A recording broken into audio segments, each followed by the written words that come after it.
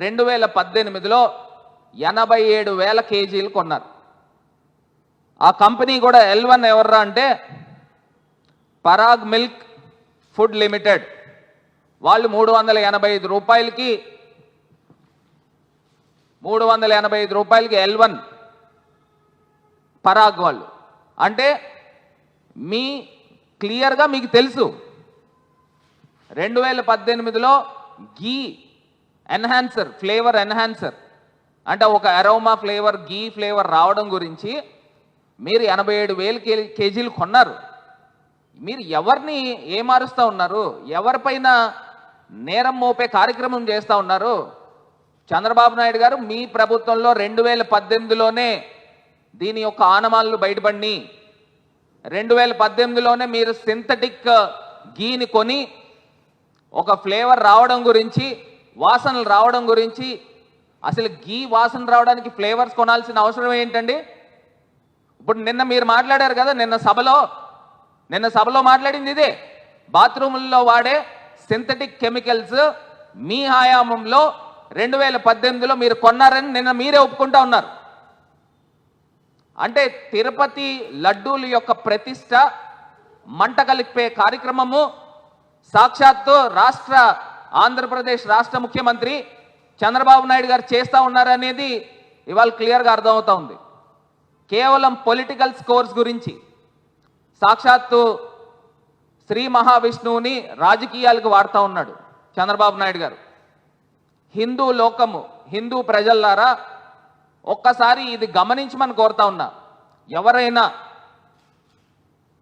మనిషి అన్నవాడు మహాప్రసాదంలో జంతువులు కొవ్వు వాడతాడా? చంద్రబాబు నాయుడు గారు చెప్తా ఉన్నారు.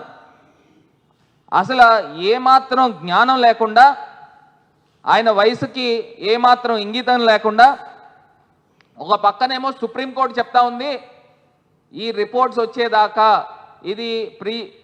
ఇది సబ్జుడీస్లో ఉన్నప్పుడు దీన్ని ఎట్టి పరిస్థితుల్లో జంతువుల కొవ్వు గురించి ప్రస్తావించద్దు అని సుప్రీంకోర్టు చెప్తా ఉంది. అయినప్పటికీ కూడా చంద్రబాబు నాయుడు గారు అది నెయ్యి కాదు, జంతువుల కొవ్వుతో తయారు చేయబడిన సింథటిక్ గీ అని పోస్టర్లు ఆంధ్రప్రదేశ్ వ్యాప్తంగా పోస్టర్లు వేయించారు. మరి ఇది కంటెంప్ట్ ఆఫ్ సుప్రీంకోర్టు రాదా అని అడుగుతా ఉన్నా. ఇది కంటెంప్ట్ అవదా అండి? సుప్రీంకోర్టు కంటెంప్ట్ అవదా? జంతువుల కొవ్వుతో తయారు చేసిన సింథటిక్ గీ అని చెప్తా ఉన్నాడు. మరి ఇన్ని ఏమనాలే, మనం మనుషులమే కదండి. మన తిరుపతి దేవస్థానము, మన తిరుపతి లడ్డూలు ప్రపంచవ్యాప్తంగా ఉన్న హిందువుల దగ్గర మంట కలిపే కార్యక్రమం చేస్తూ ఉన్నారు. ఇది ఎంత అన్యాయం అని అడుగుతా ఉన్నా. నేను ఇవాళ ఇది క్లియర్గా చూపించా. మీరు 2018లో 3,74,00,000 పెట్టి అసలు ఆర్టిఫిషియల్ ఫ్లేవర్ గీ ఫ్లేవర్ ఎన్హాన్సర్ ఎందుకు కొన్నారు అని అడుగుతా ఉన్నా. ఎందుకు తిరుపతి ప్రసాదంలో వాడారు అని అడుగుతా ఉన్నా. ఇది మీ ప్రభుత్వంలో జరిగింది కాదా అని అడుగుతా ఉన్నా.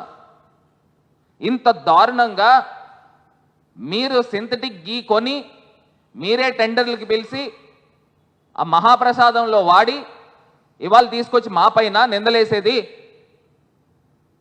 నిన్న నేషనల్ మీడియాలో కూడా వీళ్ళు మనుషులు మాట్లాడుతూ ఉన్నారు. ఏమని మాట్లాడుతూ ఉన్నారు అని అంటే, ఒక పక్కన సుబ్బారెడ్డి గారు, ఒక పక్కన కరుణాకర్ రెడ్డి గారు ఇద్దరు ఒప్పుకున్నారని చెప్తా ఉన్నారు. నేను ఇవాళ క్లియర్గా చెప్తా ఉన్నా, సిబిఐ రిపోర్ట్లో అడల్ట్రేషన్ జరిగింది అని అందులో మెన్షన్ చేశారు.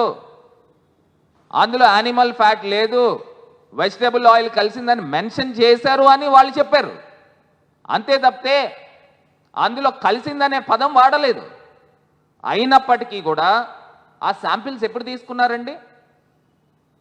ఎప్పుడైతే సిబిఐ మహాప్రసాదం యొక్క శాంపిల్స్, గీ శాంపిల్స్ ఎప్పుడు తీసుకున్నారు?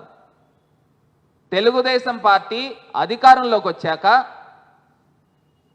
2019 జూలై నెలలో అధికారంలోకి వచ్చిన తర్వాత ఎప్పుడైతే ఆ 4 ట్యాంకర్స్ వెనక్కి వెళ్ళినాయో, వెనక్కి వెళ్ళి మళ్ళీ ఇంకొక రీరౌట్ అయ్యి మళ్ళీ ఆ ట్యాంకర్స్ దేవస్థానంలోకి వచ్చినప్పుడు నిద్రపోతా ఉన్నారని అడుగుతా ఉన్నా.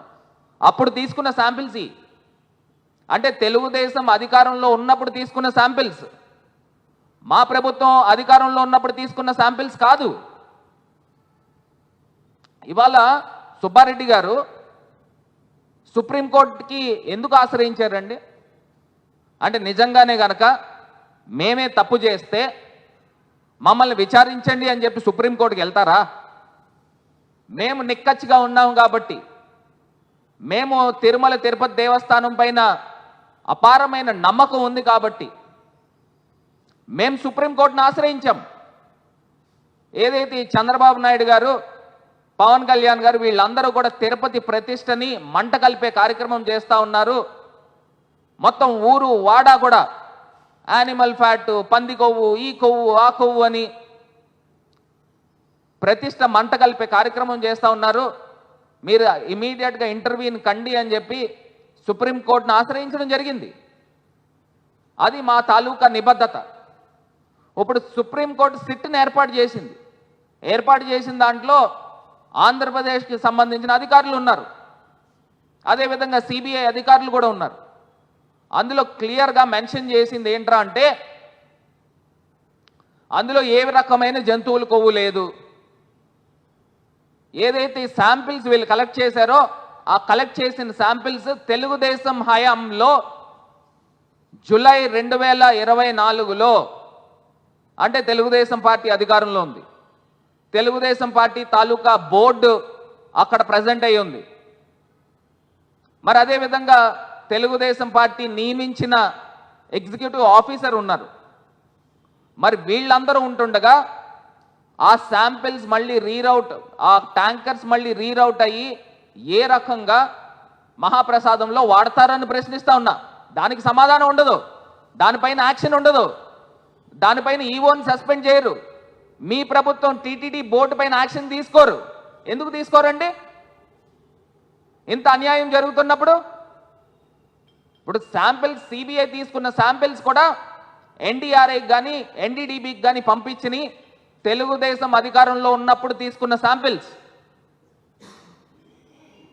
ఇప్పుడు ఎవరిపైన కేసులు కట్టాలని అడుగుతా ఉన్నా. ఇంత దుష్ప్రచారం చేసినప్పుడు చంద్రబాబు నాయుడు గారి పైన, పవన్ కళ్యాణ్ గారి పైన వీళ్ళు దోషులు కాదండి? అదే ఎవరైనా సామాన్య మానవుడు తిరుపతి ప్రసాదంలో జంతువుల కొవ్వు ఉందని ఎవరైనా ఎక్కడైనా మాట్లాడితే మనం ఎవరైనా ఊరుకుంటామండి? ప్రజలు ఎవరైనా ఊరుకుంటారా? చెప్పు తీసి కొడతారు. అలాంటిది రాష్ట్రానికి ముఖ్యమంత్రులుగా పనిచేసిన వ్యక్తులు, ఆ దేవాది దేవుడు శ్రీ మహావిష్ణువు వెంకటేశ్వర స్వామి యొక్క ప్రతిష్టని భంగం కల్పించే కార్యక్రమం చేస్తూ ఉన్నారు. ఇది ఎట్టి పరిస్థితుల్లో కూడా ఒప్పుకునే సమస్య లేదు.